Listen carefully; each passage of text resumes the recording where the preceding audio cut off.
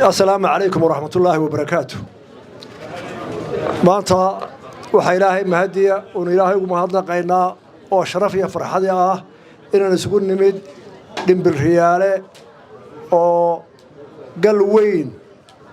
oo biyo xirana laga xiray oo ka hirgalay oo aynu maanta xarigiisa u dabaaldegayno ilaahayna waa ugu mahadnaqaynaa aadna waan ugu faraxsanahay waxa labaadan u mahadnaqayaa dhammaan deegaanka oo aad iyo aad noo soo dhaweeyay waxaan si gaar ah ugu mahadnaqayaa habaryarahay oo ka muuqday odayaasha ragaba ka tira badnaa oo aad u soo dhaweeyay ugu mahadnaqayaa aniga maanta hadalkayga halkan waa mahadnaqo muddo dheer baan ku soo dhex jiray hawlaha qaranka Soomaaliland meel walba waxaan qabaa ilaa madaxweynaha qaranka aan ka soo gaaray awooda karaamadaasi waxay ka timid ducada iyo iskarabtaaga abtiyaasha meel ay joogaan waa uga mahadnaqay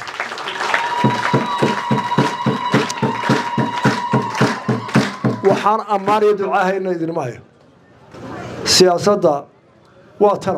taladana inankii abtigina way ku doodaan inan iyo aabihii baa ku dooda laba isjeediyaa ku dooda taladu waxay naga dhexeeyo wax wanaaji halkan aan marino iyo halkan aan mariyo marka qofka maalinta uu la ekoonata halkan la mariyo tee ilan cadaawad muu sameeyne waxna muu dhimine anaanta maalin baa codka meesha la mariyay maanta meel mari baritu meel maraya waa caadi waa talada kulba yaa lagu aaminaaba meesha imanaysa laakiin guud ahaan reerkan salaxlay iyo inta lagu tilmaamaa Soomaalida inta ku hadasha hadii la eego reer inanka ay dhalanay qofka abtigoo yihiin uga roon oo uga dabeecad wanaagsan dheheli maayo Soomaaliya oo dhan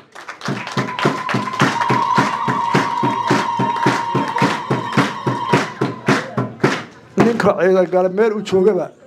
inanka oo maqlo reerkaas ku dhashay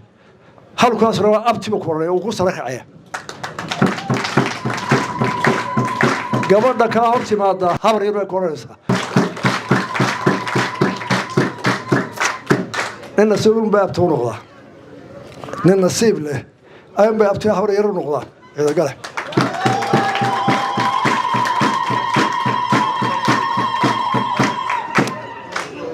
dalalka foodka gale dimuqraadiyadda qaata waa dad kala jaada een isku afahayn een isku luqad ahayn een isku diin ahayn sida Ethiopia kale afar iyo siddeetan qowmiyadood oo isku afahayn oo isku diin ahayn oo isku dabeecad ahayn ayaa foodka wada gala oo nabad ku wada gala Kenya inta in leeg ba ka gasha Djibouti ayaan arkayna laba qowmiyadood oo afar iyo Soomaali baa degan oo isku afyaqaanaan isku dhaqan maaha haddana wada galana way isdoortaan Soomaalida markaa Somaliland dee waa in iswada garanaysa bari iyo galbeed inta ugu fogay inta u kalaysa abti iyo adeer iyo saaxiibooda ah marka inuu foodkoodu nabad ku dhaco oo qof walba qofku doonayo uu codeeyo ay walaaltinimo iyo kaftan saaxiib noqoto ayaa laga doonaya ma doonayno doorasho xanaf loo dadku isku dhaco oo la isku hibateeyo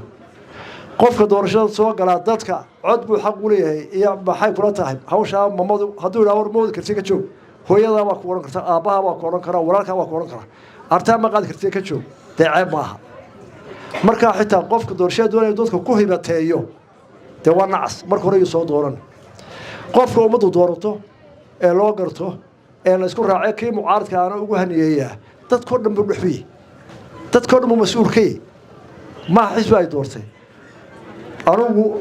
iyo dowladda waxaan kula dadaalay markii la doortay xisbiyada mucaaradkiina arintii ay ku ogolaadeen waxa weeye dadku midaysan yahay wax qabadka si qarab baan ugu qabanay wax qabadka loo ma tuulada saa loo badiyay mid waliba waxay u baahnayd baan u badinay salax al-cagaf ma naasin hawlka beerahana ma naasiina ma naasin halkii u baahnayd baan u geynay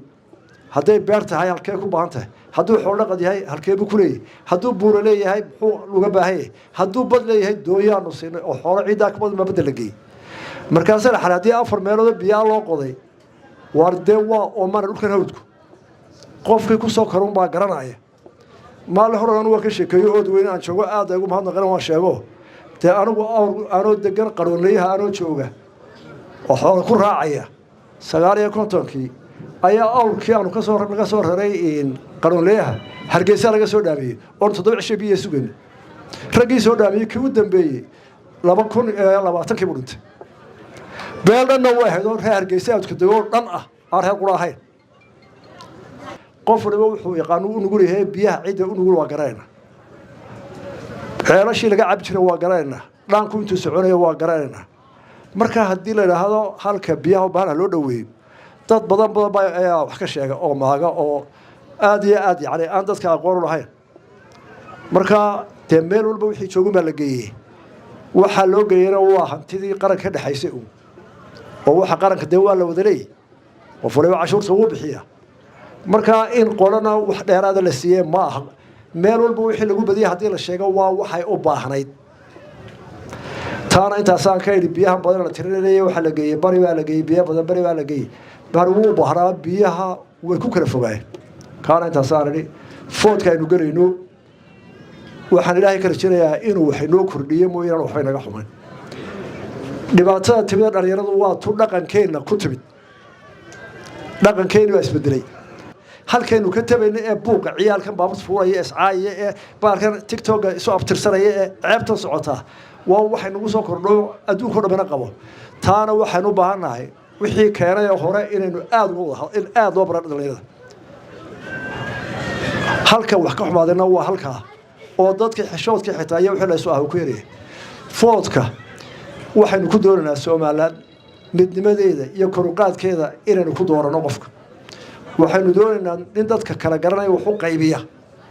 oo dadku u wada ehel yihiin oo hebel iyo hebel kala garanaya tuulo wada maxaa gadaa haddaynu hara qabiil baynu isku dooranaa si kala oo caruurteenu sii culowdo deesayna noqonayna waxa ka socon mikrofoonada wad yaabaysa rag waaweyn